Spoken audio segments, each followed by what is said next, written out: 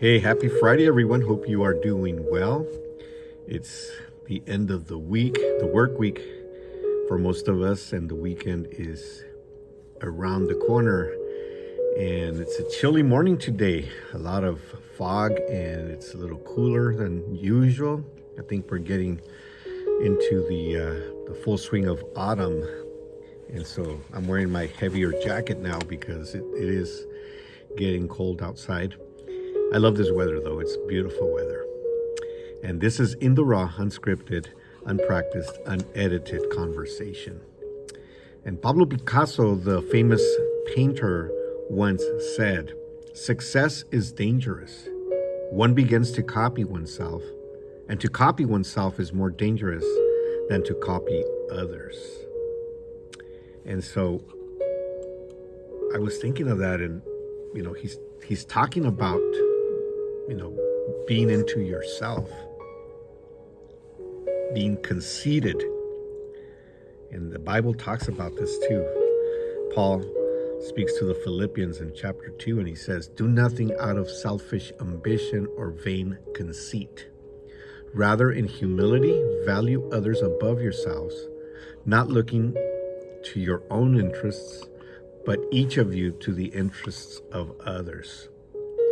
So he's talking about, if you want to be successful in life, you need to look at others. You need to learn from others. You need to be willing to learn from others. You need to be willing to not just think about yourself, not just, think about, just me, and me, right? You gotta look at other people and say, what can I learn from this person? And that's what Paul is saying. Paul is saying, do nothing out of selfish ambition. Don't be selfish and just do it just for your own benefit, for your own interests, or vain conceit. Rather, he says, instead, this is a better way of thinking. Do things in humility. Can't speak this morning. In humility, and just value others above yourselves. And sometimes it's easy to do that because people around us may have accomplished more than us, have lived more than us, have more experience than us. But he's not saying just do this with people that are better than you. He's saying he just says others. So it's easy to not do it when we are around people that are not as successful, that are not as accomplished, right? And we look down to them, and we like, I'm not going to learn anything from this person. What can this person teach me, right?